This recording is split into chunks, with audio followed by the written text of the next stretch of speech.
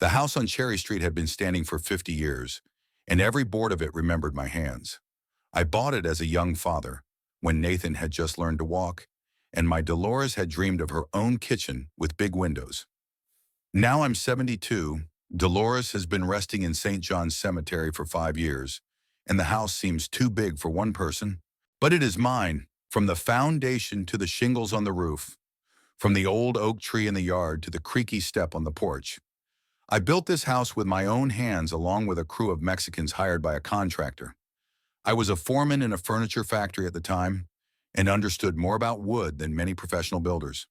I chose every board personally, hammered every nail with love.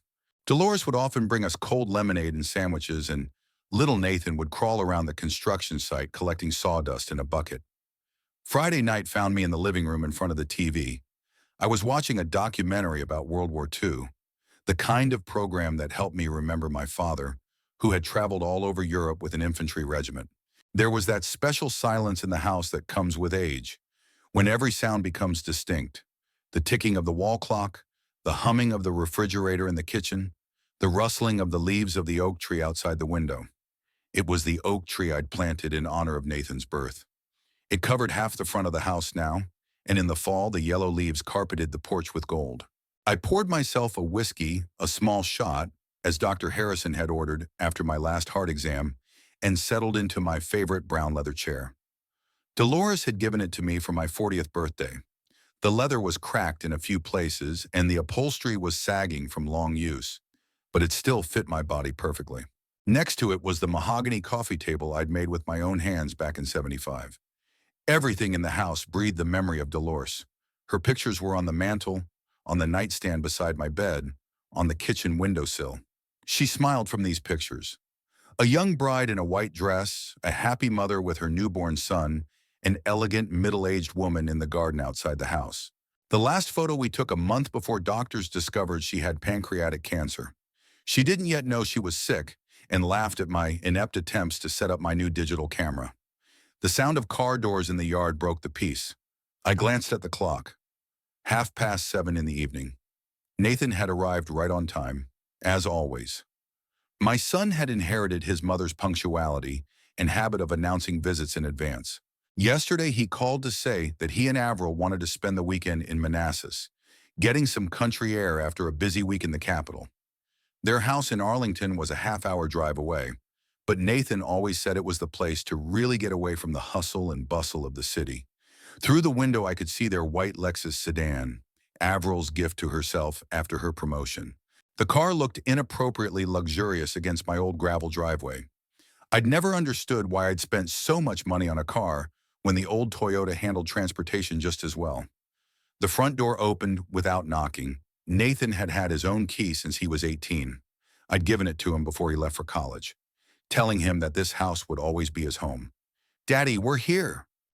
His voice echoed down the hallway. I got up out of my chair, set my glass on the coffee table, and headed toward the entrance. Nathan was taking off his jacket in the hallway, a tall, broad-shouldered man of 38 with my gray eyes and Dolores's stubborn chin. Standing next to him was Avril, his wife of 4 years, a blonde of medium height with sharp facial features and cold blue eyes. She wore expensive clothes. Today it was a gray business suit and high-heeled shoes that clinked on the wooden floor of the hallway. "Welcome," I said, hugging my son. Nathan smelled of familiar cologne and cigarettes, even though he'd promised to quit smoking after the wedding. "Hi, Clarence." Avril held out her hand for a handshake instead of a hug. She never called me father or dad, always just by my first name. In the first months of our acquaintance, it seemed to be just a character trait, the result of a modern upbringing or an independent mind. But as time went on, I realized it was a declaration. She didn't think of me as family, but rather as an obstacle to what she thought was rightfully hers. We walked into the living room, and I immediately noticed Avril surveying the room with an appraiser's eye. She did it every time. She studied the furniture, the decor, the condition of the walls and windows. Her eyes lingered on Dolores's antique secretary, on the gilded frame paintings, on the Persian rug we'd bought on our honeymoon. It was as if she was figuring out the cost or planning changes. In the corner of the living room stood the old piano that Dolores used to play in the evenings. Its lid had been closed for 5 years. After she died, I couldn't bring myself to touch the keys. Avril often looked at the instrument with an expression that was hard to interpret. Perhaps she was thinking about how much space would be freed up if the piano were removed. "It's stuffy in here," she said, heading for the thermostat on the wall near the entrance to the dining room. "And it's too hot. It should be cooler in the house." Without asking permission, Avril turned the knob from 24 to 19 degrees. I liked the heat. The old bones demanded comfort, especially in the evenings, when my arthritis made my joints ache. But I stayed silent, watching her bossing around my house. A few minutes later, the air conditioner turned on with a soft hum, and a chill wafted through the room. "How are things going at work?" I asked Nathan as we sat down on the couch. "Not bad. I got a new project for the renovation of the mall in Alexandria. Lots of drawings, load calculations, but interesting." He worked as a civil engineer for a large firm and always spoke enthusiastically about his work. "It's a 19th century building that needs to retain its historic appearance, but modernize all the utilities." Nathan inherited my love of construction, but chose a more intellectual path. I was proud of his education. He graduated from Virginia Tech University with honors and quickly moved up the career ladder. "And I finally got a promotion," Avril interjected, sitting down in my chair uninvited. She leaned back and put her leg over my leg as if it were her own living room. "I'm now a senior corporate account manager at State Farm. My salary has gone up 20%, plus bonuses for bringing in new accounts." Avril worked for an insurance company and often talked about her professional accomplishments. She was an ambitious woman who knew exactly what she wanted out of life. The problem was that part of her plans appeared to involve my house. Occasionally, I noticed her taking pictures of rooms on her phone, ostensibly for memory, but the pictures were too detailed and systematic. "Clarence, is dinner ready?" she asked, pulling her phone out of her expensive leather purse. We'd been driving for 2 hours in traffic and we were hungry. Actually, it was possible to get from Arlington to Manassas in an hour if you didn't hit rush hour, but Avril liked to dramatize the inconvenience she had to endure for the sake of visiting her father-in-law. I prepared a simple meal: baked chicken with potatoes and carrots, green salad with tomatoes from my own vegetable garden. Nothing fancy, but hearty and tasty. Dolores had taught me how to cook basic meals before she got sick. She knew I'd have to do without her, and she patiently explained all the details: how to season meat, what temperature to bake it at, how long to cook vegetables. "I'll set the table," I said, getting up. "I'll help," Nathan followed, but Avril stopped him. "Sit down, darling. I have some important calls to take. We have a big presentation tomorrow morning for a client in Baltimore." Nathan obediently sank back down on the couch, and Avril started dialing. Her ringing voice echoed in my house, discussing work matters. She spoke loudly, not embarrassed that we were unwittingly listening to the details of her business negotiations. I understood from the conversation that it was about insurance for a large warehouse complex, and the contract was worth several $1,000,000. In the kitchen, I warmed up dinner and arranged the plates on the dining table. This table, too, I had made myself a solid oak tabletop on sharpened legs. It could seat 8 people, but in recent years it had seemed too big. Nathan joined me, helping me carry the dishes and utensils. "Dad, thank you for letting us come," he said quietly, so Avril wouldn't hear. Avril was very tired at work. She needed a break from the hustle and bustle of the city. I nodded, but noticed how my son avoided looking me in the eye. Nathan had always been a sensitive boy who recognized the tension in relationships, but preferred not to get involved in conflicts. Even as a child, he'd try to smooth things over when Dolores and I argued about something serious. We returned to the living room, where Avril was still on the phone. She was gesturing with her free hand, explaining something to the other person, and didn't even look in our direction when we announced that dinner was ready. Her voice sounded commanding and confident. She was clearly accustomed to command and did not tolerate objections. "Honey," Nathan called softly. Avril raised her hand to show that she could not hear us and turned to the window, continuing the conversation. It took another 10 minutes before she finished the conversation. The food had managed to get slightly cold in that time. "Sorry, it was really important," she said, tucking the phone into her purse. "The client is from New York. It's late there, but money is tight. Now we can have dinner." At the table, Avril critically examined the food I had prepared. She took small portions, as if she was afraid of poisoning herself with home-cooked food. "The chicken is a little dry," she said, cutting off a small piece and tasting it carefully. "And not enough salt. Clarence, do you have any seasoning? Something spicy? It tastes so bland." I got up and brought salt, pepper, and a bottle of Tabasco hot sauce from the kitchen, which I bought especially for such occasions. Avril seasoned the food generously, wrinkling her nose at the taste and sighing as if she had to overcome herself to swallow even a few bites. "Next time you could marinate the meat in advance," she suggested, cutting the potatoes into small pieces. "Or add more spices when cooking. And it's better to stew the vegetables separately instead of baking them with the chicken. That way they would retain more vitamins and wouldn't be so soft." Nathan ate in silence, occasionally throwing apologetic glances in my direction. I didn't say anything either, concentrating on my dinner and trying not to show any irritation. Dolores always praised my chicken, saying it was tender and flavorful. But Dolores loved me and appreciated my efforts. She understood that cooking was not easy for me and thanked me for every meal I cooked. After dinner, Avril returned to the living room and settled back into my chair as if it were her rightful place. She turned on her laptop and started working, spreading out papers on the coffee table next to my unfinished whiskey. The papers took up the entire surface of the table, crowding out my things: reading glasses, the TV remote, an old issue of Woodwork magazine. "Avril, why don't you work upstairs?" Nathan suggested cautiously. Dad wanted to watch the news. "I'm comfortable here," she said, not taking her eyes off the screen. "Besides, there's no internet upstairs. I need to send my presentation to my colleagues." Nathan helped me clear the table and wash the dishes. We worked in silence, but I sensed that my son wanted to say something. "Dad," he finally said, wiping the plates with a kitchen towel, "can we stay until Sunday? Avril wants to check out the local antique stores. She says there might be some interesting finds here." "Sure," I replied, though I was wary of my daughter-in-law's plans to explore the antique shops. "Your room is ready." The guest bedroom upstairs was always prepared for my son's visits. I changed the linens and ventilated it regularly, hoping Nathan would come more often. The room had a double bed that Dolores and I had bought when he was in college, an antique dresser, and a chair by the window. His framed childhood drawings and pictures of our family hung on the walls. The evening passed in a tense atmosphere. I went back to the documentary, but the sound had to be turned down because of Avril working. Nathan read a construction magazine, occasionally showing me interesting articles. And Avril continued to work on her computer, occasionally answering phone calls. She spoke quieter now, but still loud enough to interfere with my concentration on the TV. Around 10 p.m., they went up to their room. I stayed downstairs, finishing my whiskey and reflecting on the day.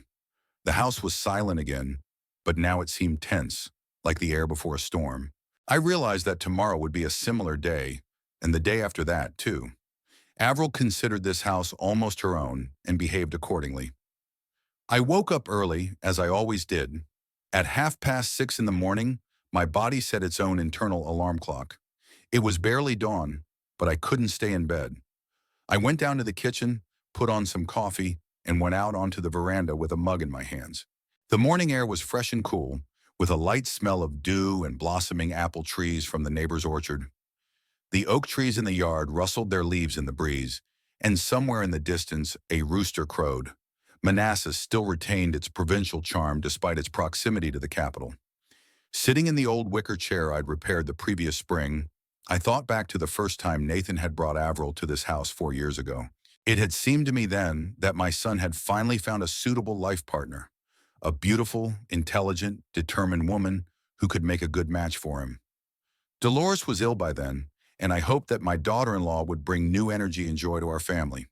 They met at a sustainability conference in Washington, D.C. Nathan was reading a paper on environmental standards in construction, and Avril was representing an insurance company that specialized in green projects. After the presentation, she approached him with questions about technical details, and the conversation stretched into the late afternoon. Nathan told me about the meeting with enthusiasm. He was impressed with her professionalism and sharp mind.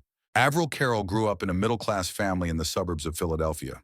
Her father worked as an accountant in a small firm. Her mother taught high school math. An ordinary American family without special ambitions or outstanding achievements. But Avril knew from childhood that she wanted more than the modest life of her parents. She studied for excellent, received a scholarship to George Mason University, and graduated with a red diploma in business administration. She joined State Farm as an intern, and within 8 years she had risen to the position of middle manager. Avril had a knack for impressing her superiors, always willing to overwork, take on challenging projects, and show results in numbers. Her colleagues didn't always like her, but respected her for her professionalism. She often told stories about how she outmaneuvered her competitors and closed lucrative deals, and in these stories there was always a note of pride in her own cunning. The first months of their relationship with Nathan passed like a fairy tale. Avril was a charming companion. She could hold any conversation, cooked well, took care of her appearance, and never made a scene. Nathan was in love and happy in a way he hadn't been in a long time. After several failed romances, he had finally met a woman who shared his views on life and family values. At least that's how it seemed at the time. I remember their first visit together at our house. It was a Sunday in early fall, and the leaves on the oak tree were just beginning to yellow. Dolores was still feeling pretty good, diagnosed a month later. She had set the holiday table, made her signature apple pie, and was excited to meet her potential daughter-in-law. We both hoped that Nathan would finally find personal happiness. Avril made a wonderful first impression. She brought a bouquet of white roses for Dolores and a nice bottle of wine for me, was polite, attentive, asked the right questions about our lives and family history, complimented the house, admired the furniture I had made with my own hands in Dolores's garden. She seemed genuinely interested in our family and wanted to be a part of it. But even then I noticed a few oddities. Avril was examining the house too closely, not just out of polite interest, but in a studied way. She asked about the age of the building, the materials used for the foundation, the condition of the roof. When Dolores showed her the family silver and antique china, Avril took each piece in her hands, looking at the brands and markings. When asked why she was interested, she said that she just loved beautiful antiques and wanted to know the family history better. Nathan was so in love that he did not notice these details. He only saw what he wanted to see, an intelligent, beautiful woman who admires his parents and their home. When after dinner Dolores and I were discussing our impressions of the acquaintance, my wife expressed cautious doubts. "She's very nice," said Dolores, putting away the dishes, "but there's something about her that makes me suspicious. She scrutinizes everything too closely. And did you notice how she took pictures of the rooms on her cell phone?" I didn't think much of it at the time. Many young people are used to taking pictures of everything and sharing them on social networks. But Dolores was right. A mother's intuition rarely fails. In the following months, Avril became a frequent guest in our house. She came with Nathan on weekends, helped Dolores in the kitchen, participated in family celebrations. Gradually, her behavior became more free and relaxed. She began to express opinions on how the house could be improved, to update the wallpaper in the living room, to replace the old plumbing, to install modern kitchen appliances. "Clarence, you have so much potential," she said, pointing to the dark corners of the hallway. "If you put more lighting in here and paint the walls a lighter color, it would transform the space. And this wall could be taken down, and the kitchen and living room could be combined to create an open floor plan, which is very fashionable now." Dolores reacted painfully to these suggestions. For her, the house was a sacred place, where every object had history and meaning. She didn't want to change anything, especially when she felt she had time on her hands. Avril was annoyed by this. She saw sentimentality as an obstacle to progress. That's when the first serious disagreements began. Avril openly criticized our lifestyle. Too old-fashioned, too conservative, too provincial. She suggested to Nathan to be more often in the capital restaurants and theaters, to expand the circle of communication among successful professionals. She thought our family evenings were boring and unpromising. "Nathan, you spend too much time with your parents," and she said, thinking we couldn't hear her. "You should be building your own career, making useful connections, not sitting in that provincial house every weekend." Nathan defended us, but I could see that her words were making an impression on him. He started calling less often, finding reasons to postpone visits, becoming more withdrawn. Avril was gradually alienating him from his family, and it was painful to watch. After Dolores' death, the situation worsened. Avril stopped hiding her attitude to the house and to me personally. She felt that the widowed father-in-law was a burden that interfered with their family happiness. At the wake of Dolores, she behaved with emphasized restraint, as if she was performing an unpleasant duty. A month later, she started hinting that I'd be better off selling the house and moving into a smaller apartment. "Clarence, it's hard for you to keep a house this big," she said with fake concern. "And it's lonely living here. There are wonderful senior complexes in the city, with medical care nearby and organized recreational activities." I realized there were more pragmatic motives behind her concern for my well-being. Avril had studied the real estate market in our neighborhood and knew the house was worth a lot. A half-acre lot with century-old trees in a prime location could bring a good profit. Nathan was neutral in these conversations. He didn't openly support his wife, but he didn't defend my interests either. His son was caught between two fires and chose the easiest way to avoid conflict at all costs. It was understandable, but painful. I hoped that blood ties would prove stronger than family diplomacy. The sound of the door opening interrupted my memories. Nathan stepped out onto the porch in his homemade clothes, old jeans and a t-shirt from the varsity baseball team. "Good morning, Dad," he said, sitting down in a nearby chair. "You're up early." "Habit," I said, finishing my cold coffee. "Do you want breakfast? I can make scrambled eggs and bacon." "You don't have to worry. Avril's still asleep, and I'm not really hungry. It's better if we just sit and talk." We were silent for a few minutes, enjoying the morning silence. Somewhere in the distance, a tit screeched, and from the road came the sound of the occasional car. The Saturday was just beginning. "Dad," Nathan said at last, "I know Avril can be harsh. She doesn't mean to offend. It's just her personality. She's used to being in control and organized." I nodded, not wanting to drag my son into an unpleasant discussion about his wife. But Nathan continued. "At work, she has to be tough, make quick decisions. There's a lot of competition in the insurance business. Sometimes that carries over into her personal life." "I understand," I said. "Everyone has their own ways of coping with stress." At 9:30, Avril woke up. We heard the sound of water in the shower, then a hairdryer, then the clatter of heels on the stairs. She came down fully prepared, with makeup on, hair styled, and in an elegant casual outfit.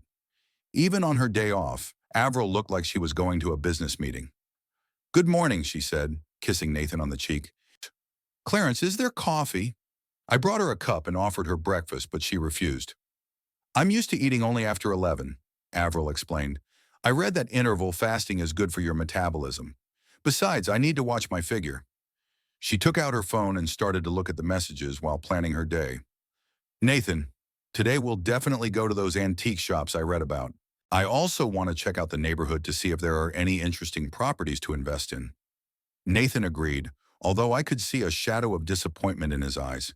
He had hoped to spend a quiet day with his father, but his wife's plans did not include a family vacation. After breakfast, they decided to go into town.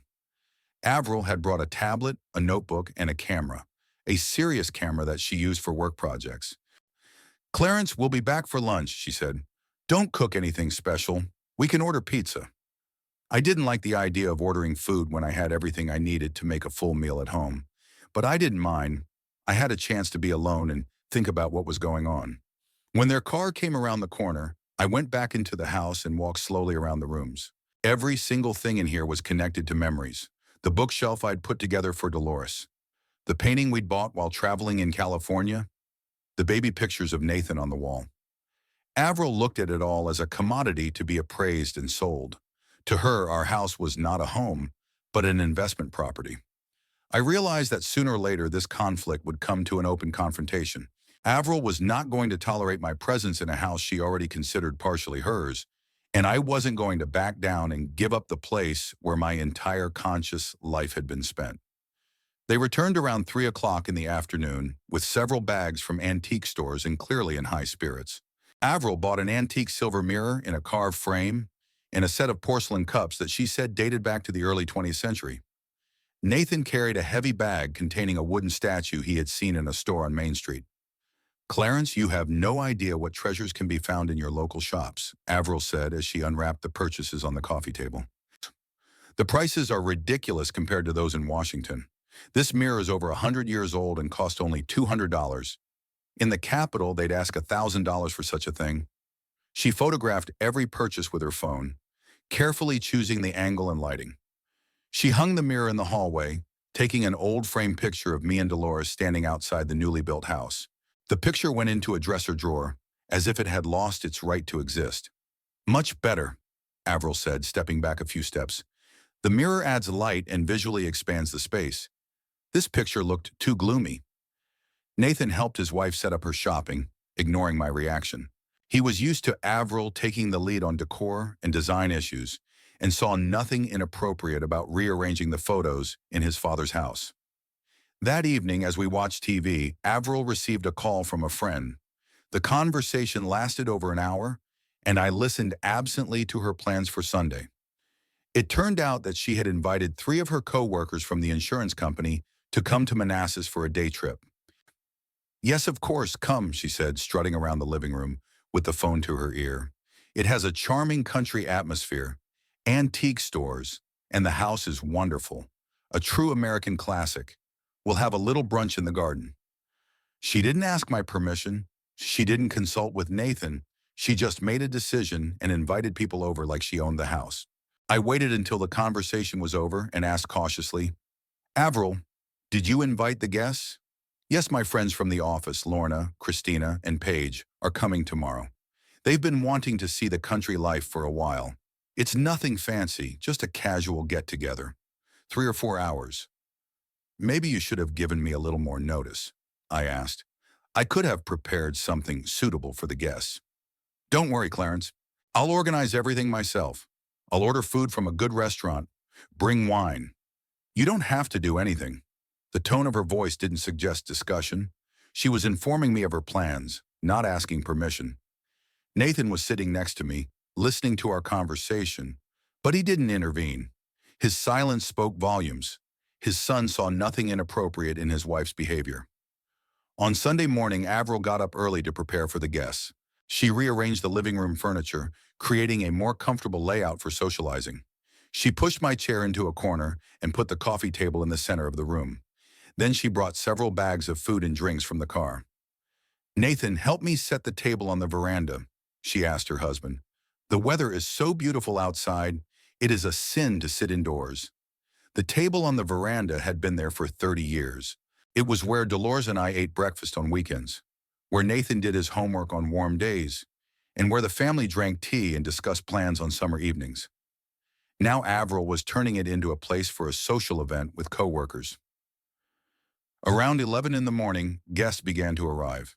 The first to arrive was Lorna Davis, a dark-skinned woman of about 35 with a short haircut and a business suit. She was followed by Christina Morris, a red-headed blonde in a brightly colored dress and sunglasses. Last to arrive was Paige Anderson, a tall brunette with plump lips and a fake tan. All 3 worked in the insurance industry, and their conversations revolved around work-related topics, new clients, regulatory changes, corporate intrigue. They talked loudly, laughed even louder, and felt completely at ease in someone else's home.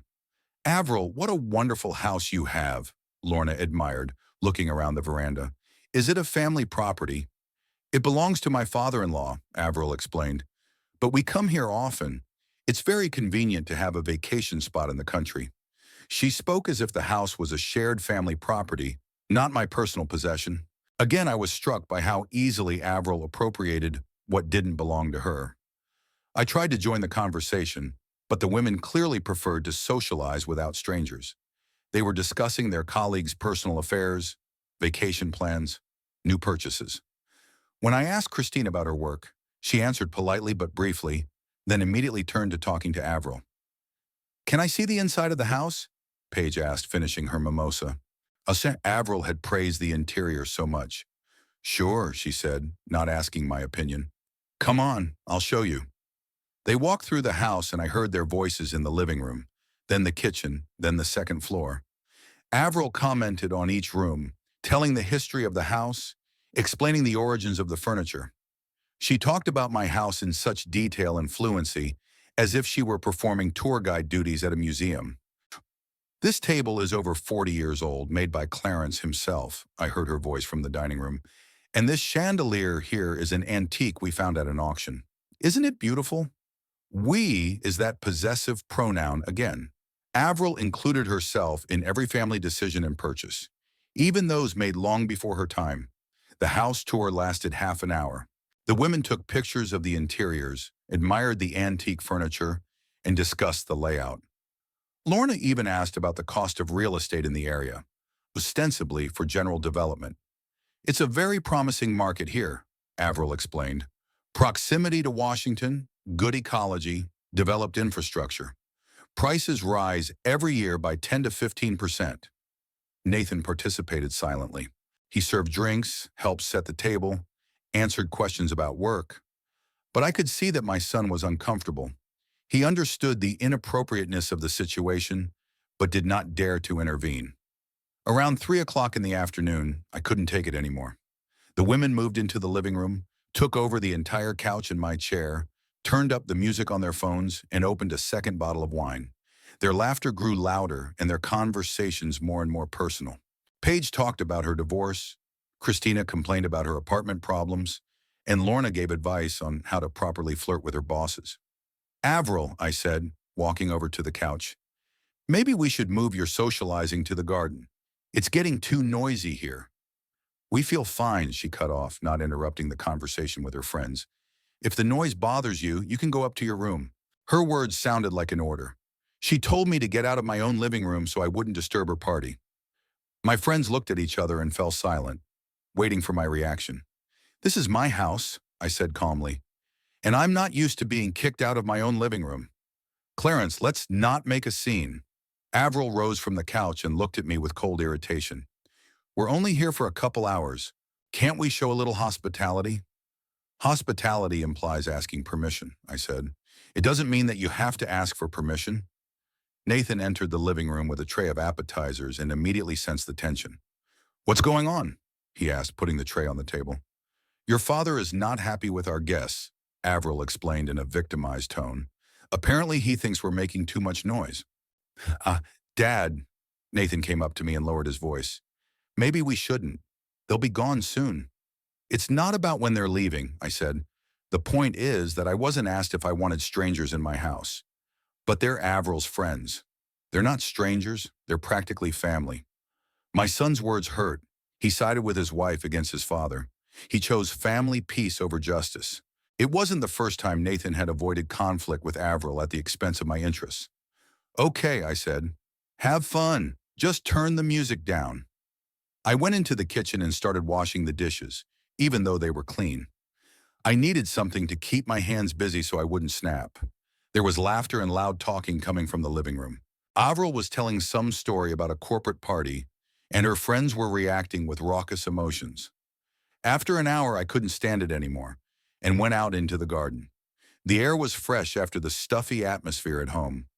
I sat down on a bench under an oak tree and tried to calm down. Dolores would never allow herself such behavior.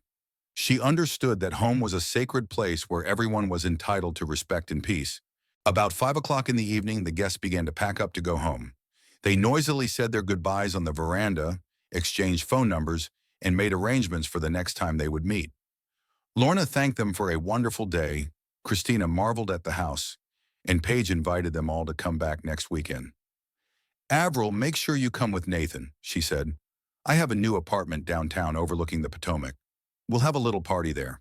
After the guests left, the house was strangely quiet. Nathan was helping his wife put away dishes and furniture. I sat in the kitchen drinking tea, trying not to think about what had happened. Dad, Nathan came up to me with a guilty look on his face. I'm sorry about today. Avril didn't mean to offend anyone. She just has a different way of talking. It's not about communication, I replied. It's about respecting the owner of the house. But we're a family. Can't you be more flexible sometimes? Nathan, I've always been flexible, but there are boundaries that can't be crossed. And today, those boundaries were broken. My son nodded, but I could see that he didn't understand the problem. To him, it was just a domestic conflict that could be solved by compromise and mutual concessions. He didn't see that Avril was consistently taking over territory, establishing her own rules, and turning me into a guest in her own home. In the evening, they went up to their room early. I stayed in the living room, restoring the familiar order. I put the chair back in its place, put away other people's things, ventilated the room. But the feeling of disturbed peace did not leave me. The house was no longer a refuge. It had become a battlefield, where every day I had to defend the right to my own space. Monday began with a minor but telling incident. Avril came down for breakfast and found that I had made oatmeal with raisins, the simple, hearty meal I favored in the morning. She looked at the pot with an expression as if I'd offered her dog food. "Clarence, are you serious?" she asked, opening the refrigerator and pulling out a yogurt. "People in the 21st century eat healthier foods. Oatmeal has too many carbohydrates, especially with raisins." She pulled out her special yogurt, non-fat with probiotics, costing 3 times as much as regular yogurt.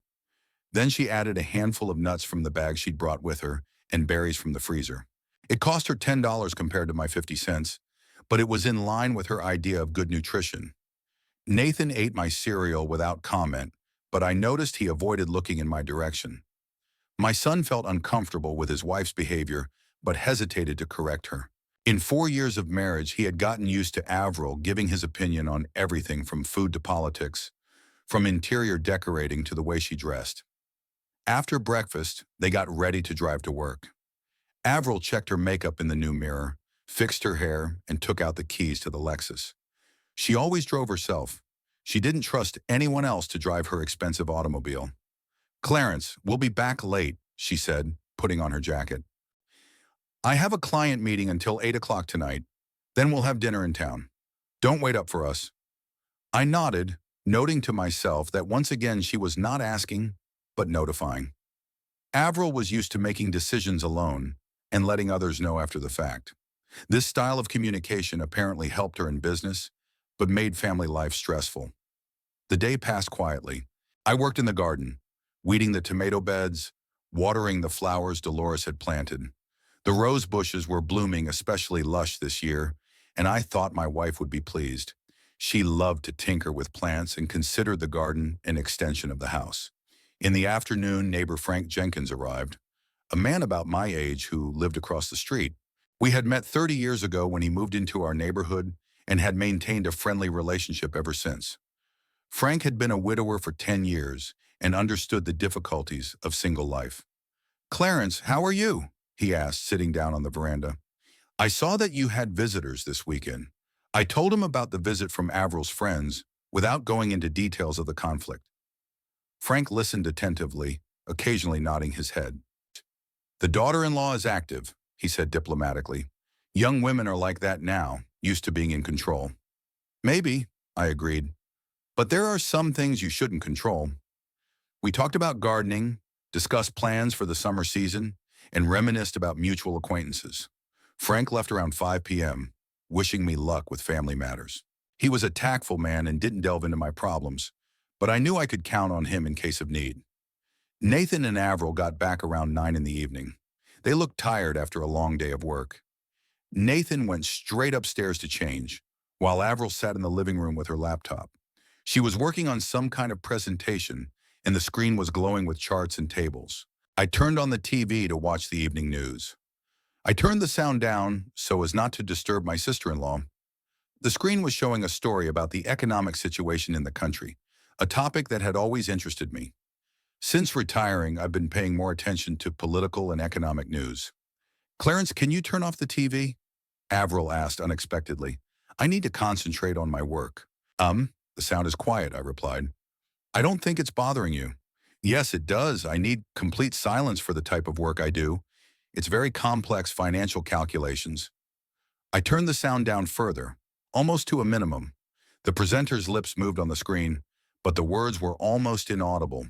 Avril continued typing, occasionally glancing in my direction with annoyance. After half an hour, she turned to me again. "Clarence, I'm serious. Turn off the TV. Even the light from the screen is distracting." "Avril, this is my living room and my TV," I said calmly. "If you need quiet to work, you can go up to your room." Her face changed. Her eyebrows shifted. Her lips pressed into a thin line, and her eyes narrowed. I'd seen that expression before. The way Avril looked at people who dared to cross her. "I wasn't asking you to do anything impossible," she said in a cold tone. Just to be polite and turn off the TV. And I didn't ask you to turn my living room into an office, I replied. But for some reason, I put up with it. Avril abruptly closed her laptop and got up from the couch. She walked over to the TV and pressed a button on the casing. The screen went out. Now that's fine, she said, walking back to her seat. I took the remote and turned the TV back on. Avril looked at me with genuine surprise. Apparently, she hadn't expected such a reaction from her dutiful father-in-law. What are you doing? She asked. Watching TV in my living room, I answered. Like I'd done every night for the last 5 years. She got up and turned off the TV again. This time she turned to face me and crossed her arms over her chest in a fighting stance. Clarence, enough childish games. I have work to finish. This is an important project that my career depends on. Then work wherever you want, I said, and turned on the TV for the third time. Avril stepped closer. Her face was flushed with anger, and her voice was higher than usual. You know what? I'm sick of your behavior. You're acting like a spoiled child who can't compromise his whims for the sake of his family. Family? I questioned you. What has family ever done for me? When was the last time they asked me if I wanted strangers in my house? When did they ask my opinion on rearranging the furniture? Because you're living in the past, Avril exploded. You cling to old habits and don't want to adapt to change. The world is moving forward and you're stuck in your memories. I got up from my chair. I was tired of sitting and looking up at the woman who was lecturing me about life. Perhaps, I said, but this is my home, and I have the right to live here as I see fit. Your home? Avril laughed, but it sounded angry. Clarence, do you really think you can have this place to yourself forever? Sooner or later, you're going to have to face reality. What reality? The reality is that you're getting older, that it's getting hard to maintain a house this big, that sooner or later, it's going to go to Nathan anyway. And Nathan is married to me. Her words sounded like a threat. Avril spoke frankly about how she thought of the house as her future inheritance. She was waiting until I was dead or infirm to legally take possession of the property. As long as I am alive and sane, this house belongs to me, I said firmly, and only to me. We'll see about that, Avril replied. She turned off the TV again, but now she stepped away from it and stood in the middle of the room, blocking my way to the screen. Now I have an important job to do. I need to make a call to a client in California. It's still business hours there, and I need silence. So you either sit in silence or you leave the living room. It was an ultimatum.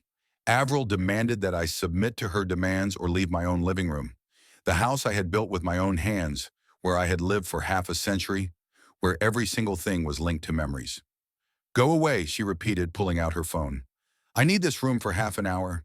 Then you can come back and watch your news all you want. I stood there staring at her, trying to believe what was happening. The young woman who had come into my life 4 years ago was kicking me out of my own living room, and she was doing it with such self-righteousness, as if she had every right to do so. Did you hear that? Avril started dialing. Get out of the room. Now. At that moment, Nathan entered the living room. He had changed into his house clothes and was about to join us in front of the TV. What's going on here? He asked, sensing the tension. Your father is making a scene, Avril explained, not taking her eyes off the phone. I'm asking him to give me a half hour of silence for an important call, and he's acting like a cranky child. Dad, Nathan looked at me with a pleading look in his eyes. Maybe we really shouldn't. Avril really is working on an important project. That's when I realized I had reached my limit. The son had once again sided with his wife against his father. Again, he chose family peace over my dignity. In his eyes, I could see the tiredness of conflict and the desire to avoid fighting at all costs. Get out, suddenly shouted Avril. Get out of this room. I'm sick of your whims. Her voice sounded hysterical, shrill. She stood in the middle of the living room and screamed at me like a naughty child. Get out, she repeated even louder. Get out of here. I have work to do. I looked at Nathan, expecting my son to say something in my defense, but he remained silent, staring at the floor. His silence said it all. He wasn't going to defend his father against his wife. Without a word, I grabbed my car keys off the dresser and headed for the exit. Avril kept yelling something about disrespect and selfishness. Nathan followed me down the hall, trying to say something, but I wasn't listening. At the doorway, I stopped and turned around. My son was standing in the doorway with a guilty look on his face, and his wife's voice came from the living room, talking on the phone in her usual businesslike tone. The tantrum ended the second I left the room, so it was an act. "Dad," Nathan said quietly, "don't take it personally. She's just going through a rough patch at work." I didn't answer. I got in the car and drove out of the yard. In the rearview mirror, I saw my son standing on the doorstep watching me. Maybe he understood the seriousness of what had happened. Maybe he didn't. I drove through the empty evening streets of Manassas, trying to make sense of what had happened. For the first time in 50 years, I had been kicked out of my own home. A woman who was neither my daughter nor a relative had forced me from the room where I had spent thousands of evenings. And most painful of all, my son didn't stand up for me. Nathan chose his wife and allowed her to humiliate his father. It was a betrayal that hurt more than any screaming. I parked near the lake in the center of town and sat in the car for a long time, looking out at the water. The sun was setting over the horizon, coloring the sky red. It was quiet and peaceful, the exact opposite of what was going on in my house. That's when I realized that being passive wasn't going to help anymore. Avril wasn't going to change or respect my boundaries.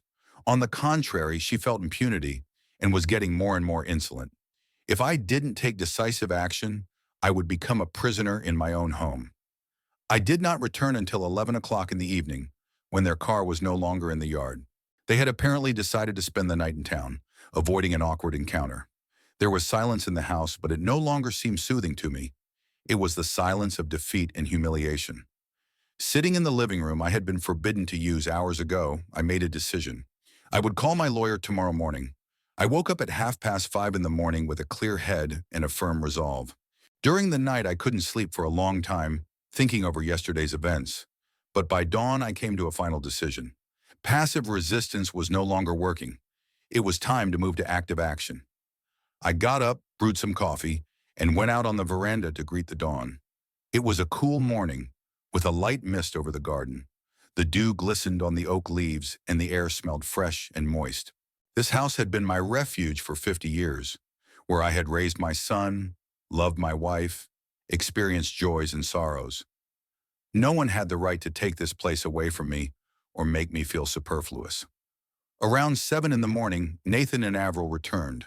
Their Lexus drove silently into the yard, and I heard the slamming of doors. They'd spent the night in the city apartment they'd rented for the first few years of their marriage and still hadn't decided to sell. Perhaps Avril had kept it as a reserve airfield in case of conflict. Nathan went up to the veranda first. He looked uncertain, as if he didn't know where to begin. His son understood the seriousness of yesterday's incident, but had no idea how to fix it. "Good morning, Dad," he said gently. "How did you sleep?" "Fine," I answered, not taking my eyes off the garden. "And you?" "We decided to spend the night in town," Nathan explained, sitting down in a nearby chair. "We thought everyone needed time to cool down and think about the situation." Avril walked into the house without saying hello. Through the open window, I could hear her footsteps in the kitchen. She was preparing her usual breakfast of yogurt and nuts. Apparently, yesterday's scandal hadn't made much of an impression on her. For her, it was just an ordinary episode in the struggle for control of the house. "Dad," Nathan continued, "I want to apologize for yesterday. Avril was overworked and going through a rough patch. She didn't mean to offend you." "Nathan," I said, turning to my son, "be honest. Do you really think what happened yesterday was normal?" He was silent, staring at his hands. I could see him picking his words, trying to find a wording that wouldn't offend his wife or his father. "Of course, Avril was too harsh," he finally said. "But you could have been more understanding, too. Sometimes compromise is better than principle." "Where was the compromise when I was kicked out of my own living room?" I asked. "Where was the understanding when your wife yelled at me like a servant?" "She wasn't yelling." "She did, Nathan," she screamed hysterically. "And you stood there, and you didn't say a word." The son lowered his head. He was embarrassed, but not embarrassed enough to admit his mistake and take my side. "What do you want me to do?" he asked tiredly. "Fight with my wife over the TV? Destroyed my family on principle?" "I want you to remember who your father is," I replied, "and whose house this is." At 9:30, they got ready for work. Avril came down with a suitcase and a bag, a businesswoman, ready for a new day of victories and achievements. She was impeccably dressed and made up, no sign of yesterday's stress. "Goodbye, Clarence," she said in a steady voice, as if nothing had happened. "I'll see you tonight." She didn't apologize, didn't show the slightest embarrassment or regret. For Avril, last night's incident was a normal part of family life. She'd put her father-in-law in his place and gotten the result she wanted. After they left, I called Benedict Campbell and made an appointment for 11 in the morning. Benedict had been my lawyer for 25 years. He had helped me with the purchase of the house, with the probate after Nathan's birth, with the insurance policy after Dolores' death. A trustworthy and experienced man who understood the value of family traditions and respected property rights. Benedict's office was in downtown Manassas, on the second floor of an old bank building. A small office with wood paneling on the walls and bookcases filled with legal reference books. The place always smelled of leather bindings and old paper, the smell of stability and reliability. Benedict met me in the reception area in person. A man of 68 with a graying beard and shrewd brown eyes. He wore classic suits and spoke slowly, pondering each word. A lawyer of the old school, for whom the law was not just a profession but a calling. "Clarence, good to see you," he said, shaking his hand. "It's been 2 years since I last saw you. How's your health?" "I'm hanging in there," I replied. "Thanks for seeing me without an appointment." "There's always time for old friends." Benedict smiled. "Sure, Kitty, come into the office. Tell me what happened." We went into his office, a spacious room with a large oak desk and leather armchairs. On the walls hung diplomas and pictures of influential people in the state. Benedict was a famous lawyer, but he never forgot the ordinary clients who came to him for help. "So," he said, sitting down at the table, "what's bothering you?" I told him about the situation with my daughter-in-law, not going into emotional detail, but stating the facts honestly and completely. Benedict listened attentively, sometimes asking clarifying questions, making notes in his notebook. "I see," he said when I had finished. "Family conflicts are always a delicate matter, but you have every right to dispose of your property as you see fit." "Shanorisforn, Benedict, I want to change my will," I said bluntly. "I need to protect my interests in case things don't improve." "The current will leaves the house to Nathan," the lawyer reminded me. "You want to disinherit him? Not disinherit him, but to create conditions that protect the house from, inappropriate use." Benedict leaned back in his chair and stroked his beard thoughtfully. "There are several options," he said slowly. "You could set up a trust to manage the estate after you die.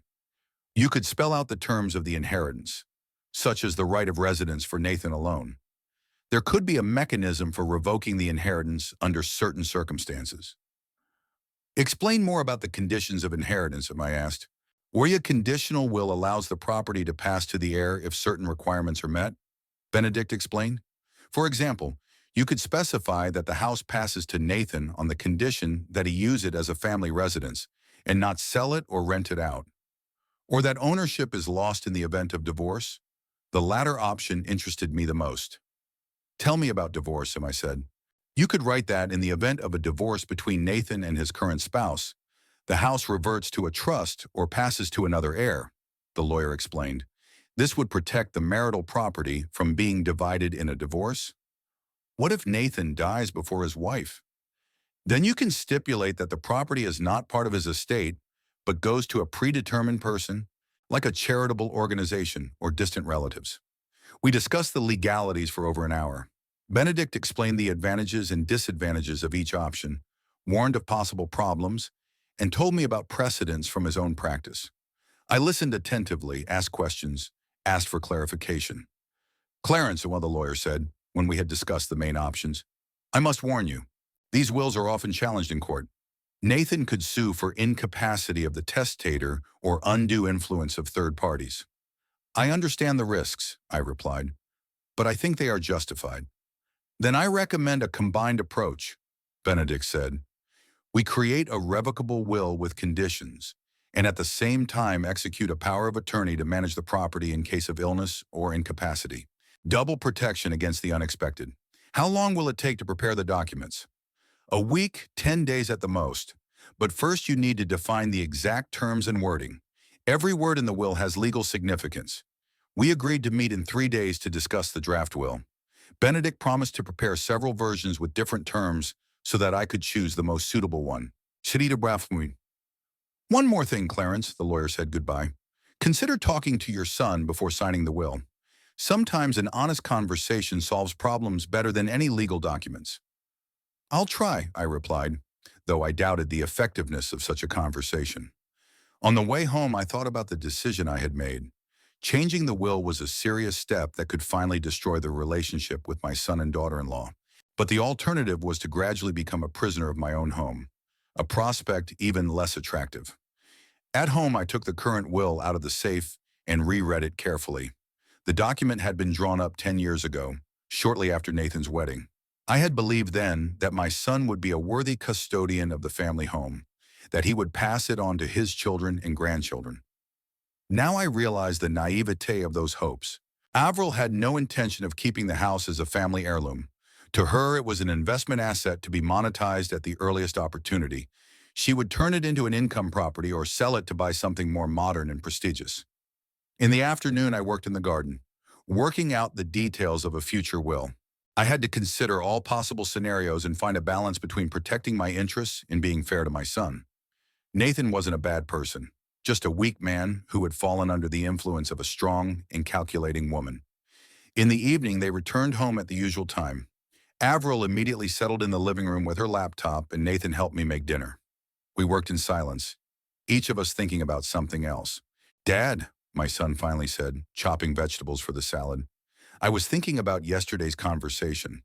Maybe we should find some solution that will suit everyone." "Like what?" "Well, maybe we should think about remodeling the house. A separate entrance to one part of the house so everyone has their own space." Nathan's suggestion made sense, but I realized that the problem went deeper than the architectural solutions. It wasn't the lack of space, but Avril's unwillingness to recognize my rights as owner. "I'll think about it," I said diplomatically. The atmosphere at dinner was tense.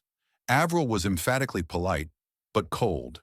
She thanked me for the food, asked about her plans for the evening, discussed the weather, a perfect mask of civilized communication, hiding complete indifference to my feelings. After dinner, she sat down again at the computer in the living room. This time, I didn't turn on the TV. I didn't want to provoke a new conflict before signing the will. I went to the kitchen, poured myself a whiskey, and sat by the window, watching the garden in the setting sun. Tomorrow, I will begin to prepare for a new phase of the confrontation, but tonight I'll allow myself one last evening of illusions about family peace. The idea to contact Roger Blackwell came to me the day after my visit to the lawyer. Roger worked as a regional director at State Farm's headquarters in Bloomington and was an old buddy of mine from my Army days. We served together in Korea in the early 70s, went through a lot, and maintained a friendship for 50 years. After the war, our paths diverged. I returned to Virginia and went into furniture manufacturing, while Roger went to college, earned a degree in business administration, and pursued a career in the insurance industry. But we corresponded regularly, met at veterans conventions, and kept in touch through mutual acquaintances.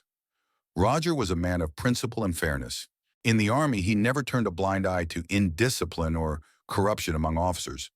In the civilian life, these qualities helped him to achieve a high position and respect of colleagues.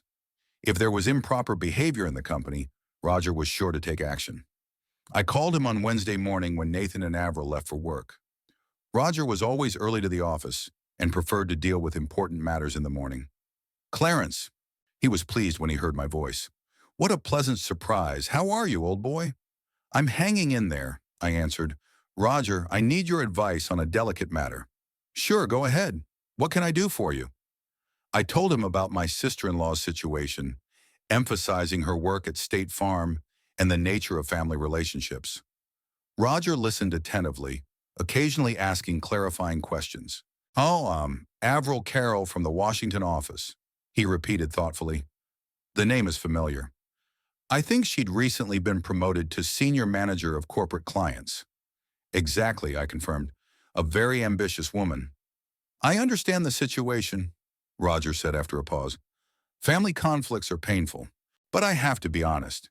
If an employee performs his duties well, his personal life usually does not affect his career.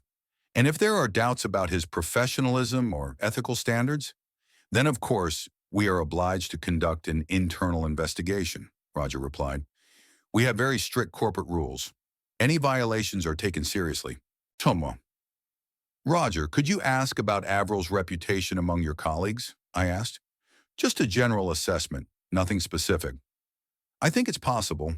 I have contacts in the regional offices. I'll find out what they say about her work. We agreed that he would call back in a few days with information. Roger understood the importance of the issue and promised to be discreet in the investigation. After speaking with Roger, I decided to do my own research.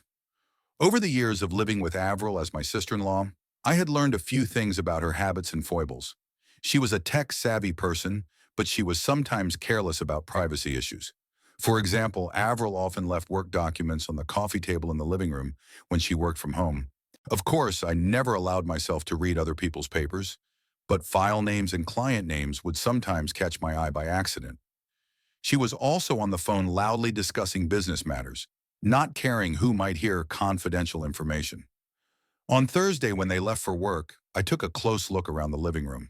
Avril, out of habit, had left a few papers by the computer, printouts of emails and drafts of presentations.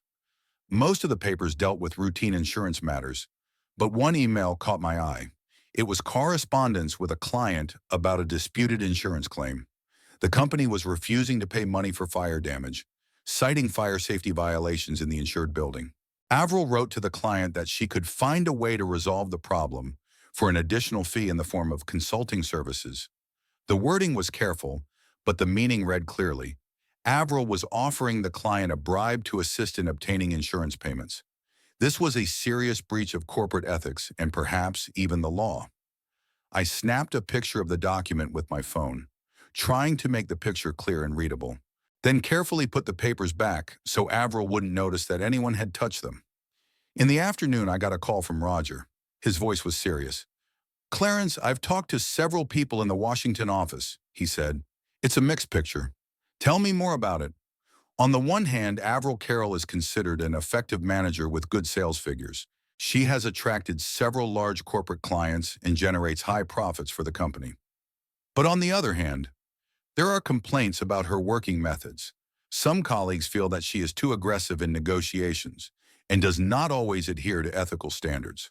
There were cases when clients complained about pressure and attempts to sell them unnecessary services. Are these official complaints? Not yet. But if there are concrete facts of violations, the management will be obliged to react. We have recently had several scandals with unscrupulous agents, so the company is now very sensitive to reputation issues. I told Roger about the document I had seen this morning. He asked me to email the picture for analysis by the company's lawyers. "If this is indeed an attempt at corruption," he said, "we are obliged to conduct an internal investigation. This kind of thing is unacceptable in our corporate culture." After speaking with Roger, I sent him a picture of the document with a brief explanation of the circumstances. I then decided to look for more information about Avril's business connections. On Friday, when Nathan and his wife were out of town again, I took advantage of the fact that Avril had left her laptop in sleep mode. The screen was locked with a password, but the browser remained open with several tabs. I didn't bother trying to crack the password. That would have been unethical and illegal. But the browser history was available, and I looked at the last sites I had visited. Avril often went to insurance agent forums where they discussed ways to increase sales and deal with difficult customers. Some topics raised questions like how to convince a client to pay extra for an expedited review or gray schemes in corporate insurance. Also in the story were real estate websites. Avril regularly monitored home prices in our area and researched the luxury real estate market in Washington, D.C. One site offered counseling on forced sale of elderly real estate, a service for families who wanted to force elderly relatives to sell their homes and move into nursing homes. This information added to the picture of Avril's character. She's not just a conflicted daughter-in-law. She's a person who looks for ways to capitalize on any situation, including family relationships. Saturday morning, I received a call from Roger with the results of the preliminary document analysis. "Clarence, our lawyers have examined the photograph," he said. "It's a serious situation. If this letter is genuine, we have grounds for a command investigation." What does that mean practically? Avril Carroll will be summoned to management for an explanation. If it turns out that she did solicit bribes from clients, she'll be fired with a violation of corporate ethics. Such an entry in her employment record would make employment in the insurance industry virtually impossible. And if she denies the authenticity of the document, then we will conduct a deeper investigation into her correspondence and business contacts. A company has the right to check an employee's entire corporate email if they suspect wrongdoing. Roger explained that the investigation will take several weeks, but the result will be fair and objective. The company can't afford employees who compromise the brand's reputation. In the evening, when Nathan and Avril returned home, I watched my sister-in-law with renewed interest. She looked confident and pleased with herself, talking about her successful negotiations with a major client and making plans for the weekend. Avril didn't realize that her career was hanging in the balance because of her carelessness with confidential documents. At dinner, she again criticized my cooking and suggested changes to the menu. She expressed opinions on how to organize the house, what furniture should be replaced, what repairs should be made. She spoke as if she were a full-fledged hostess, not a guest. "Clarence," she said, cutting the salad, "I've been thinking about our conversation last week. Maybe we should have a serious discussion about the future of this house." "What do you mean?" I asked. Well, you're not getting any younger. Maintaining such a big house requires a lot of effort and money. It might be wise to sell it while the market is favorable and buy something more suitable for your age." Nathan lifted his head from his plate and looked at his wife with surprise. Apparently, they had not discussed this topic beforehand. "Avril," he said carefully, "this is a very serious decision. You cannot take it hastily." "So I'm on the, of course not," she agreed. "That's why I suggest thinking about it beforehand. Study the market, calculate the options, find suitable offers, just to have a plan for the future." As I listened to this conversation, I realized that Avril was speeding up the pace of her attack. She feels her power and is preparing for the decisive blow. But now I have a plan of action too. "I'll think about your proposal," I said calmly. I mentally counted the days until the State Farm investigation began. The first indication that the plan was in motion came on Tuesday of the following week. Avril returned from work later than usual and looked anxious. Her usual self-assuredness had been replaced by tension, and there was anxiety in her eyes. She walked silently into the house without saying hello and immediately locked herself in the living room with the phone. I sat in the kitchen with a cup of tea and heard fragments of her conversation. Her voice sounded agitated. She often repeated the words, "misunderstanding," "check again," "it's impossible." The conversation lasted more than an hour, during which time Avril raised her voice several times, which was uncharacteristic for her. Nathan arrived half an hour later than his wife and went straight into the living room. I could hear their muffled conversation. She was explaining something quickly, and he was asking short questions. After a while, the son came into the kitchen with a puzzled expression on his face. "Dad," he said, sitting down across from me, "Avril's in trouble at work. She has been summoned to the management for some official matter." "What's wrong?" I asked, trying to keep my tone neutral. "It's not very clear. She says that someone filed a complaint about her working methods." It was nonsense, of course. Avril had always been a model employee. Nathan defended his wife automatically, without questioning her version of events. It was inconceivable to him that Avril could have violated work ethics or corporate rules. "Maybe some ill will among coworkers," I suggested. "In large companies, it happens." "Maybe," my son agreed. "Avril is moving up the career ladder quickly. It causes envy. But she says it's serious. Tomorrow she has to go to the regional director with explanations. The regional director was Roger. So the internal affairs investigation has officially begun, and Avril will have a difficult conversation with a man who has no tolerance for corruption and dishonesty." Dinner was held in a heavy atmosphere. Avril hardly ate, constantly checking her phone and nervously rubbing her napkin. She tried several times to start a conversation about work problems, but quickly shut up, apparently not wanting to involve her father-in-law in the details. "Clarence," she said to me suddenly, "do you know anyone in the insurance business?" The question sounded suspicious. Avril had never been interested in my business connections before. "No," I answered. "I've spent my life working with wood, not paper." "And friends? Maybe someone in the neighborhood or someone you know works at State Farm?" "Not that I can think of. Why do you want to know?" "Just curious," she said. but I could see she was trying to make a connection between her problems and my surroundings. After dinner, Avril locked herself away with her phone again, and Nathan helped me put the dishes away. The son was clearly concerned about his wife's condition. "Dad, I've never seen Avril in such a state," he said, wiping the plates.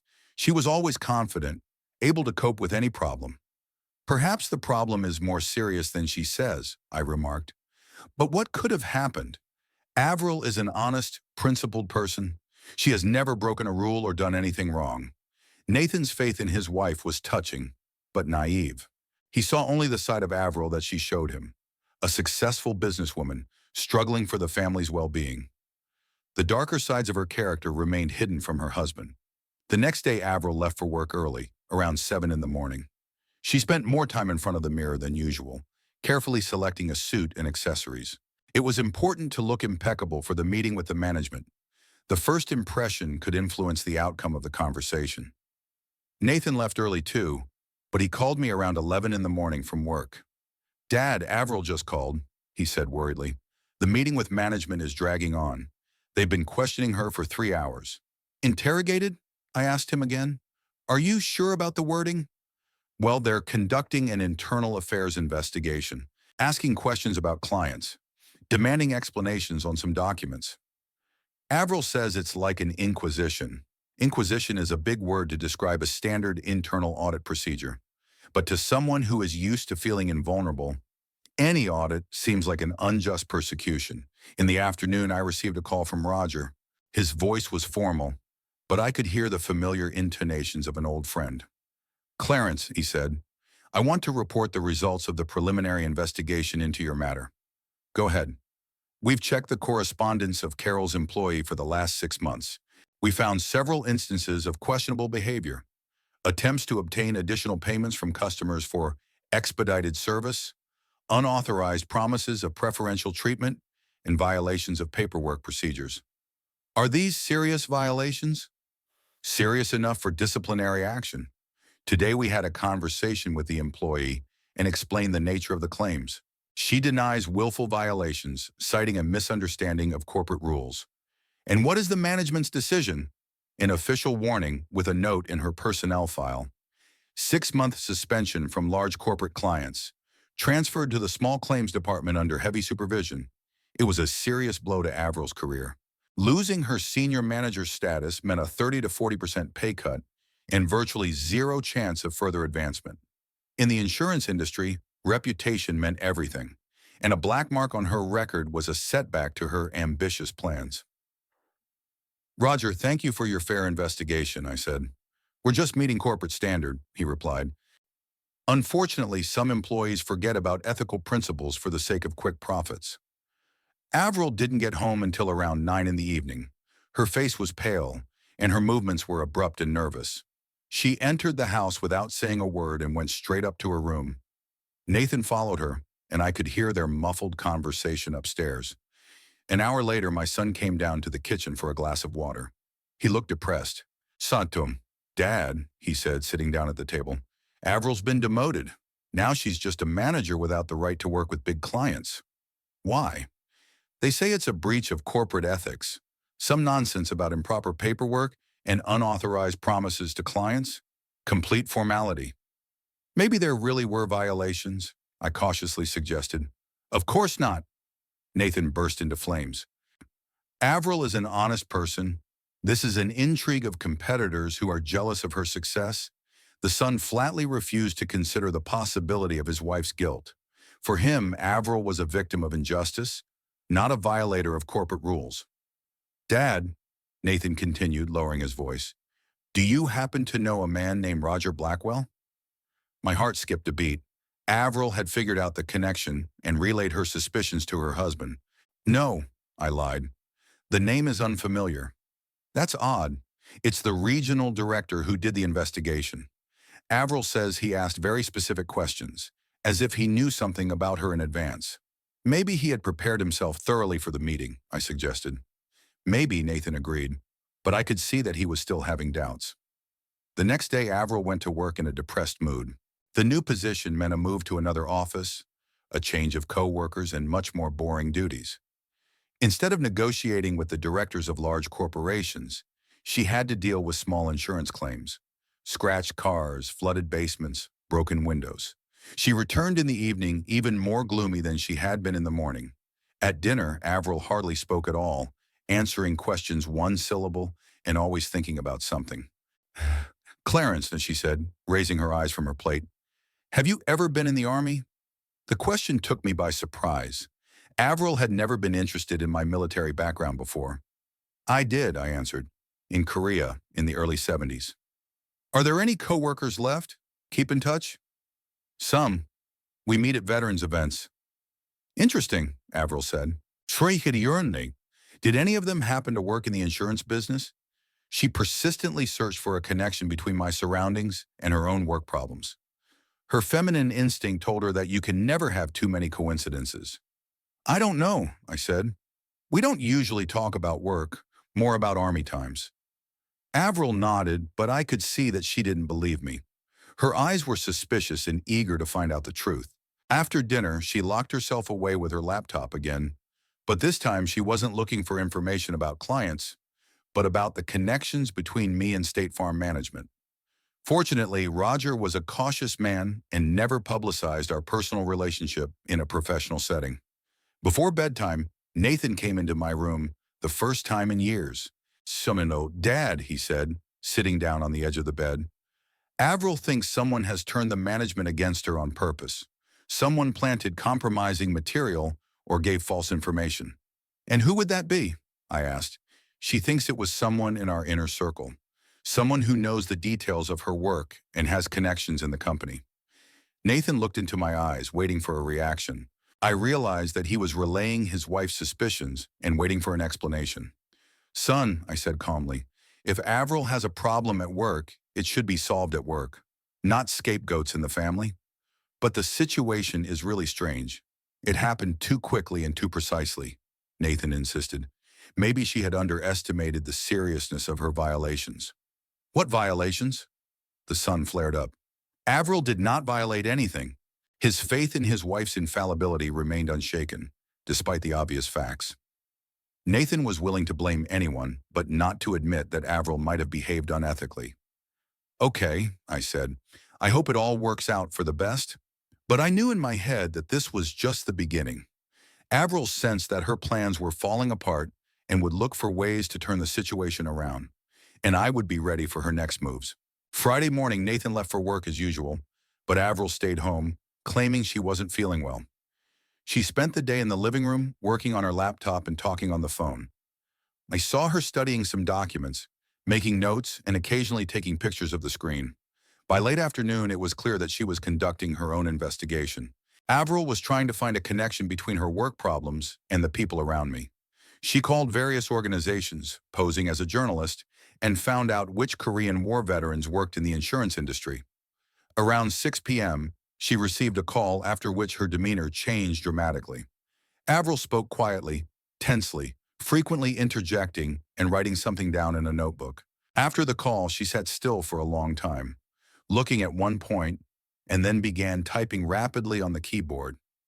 At 7:30, Avril went up to her room and changed into a strict black suit, the same one she wore to important business meetings. She went downstairs and picked up her car keys and headed for the exit. Clarence, she said, stopping in the living room doorway, I have to run an errand. I'll be back in a couple hours. I nodded, continuing to watch the evening news. But my gut told me that the trip had something to do with me. Avril was going to test her suspicions or meet someone who could give her the information she needed. She didn't return until 10:30 in the evening. Her face was stony, and her movements were sharp and determined. Avril walked into the house, hung her coat on the coat rack, and headed into the living room, where I was reading a book in my chair. Clarence, she said in a cold tone, we need to talk. About what? I asked, not lifting my eyes from the page. About your friend Roger Blackwell, the regional director of State Farm with whom you served in Korea. She said those words like an indictment. Avril had gotten information about my connection to Roger and was now preparing to attack. I closed the book and looked at my sister-in-law. She stood in the middle of the room in a fighting stance, arms crossed over her chest, shoulders tense, lips pressed together. A woman ready for battle. Roger Blackwell is really an old friend of mine, I said quietly. We met in the Army 50 years ago. And you told him about me? Avril's voice grew higher. On him, passed on information about my work?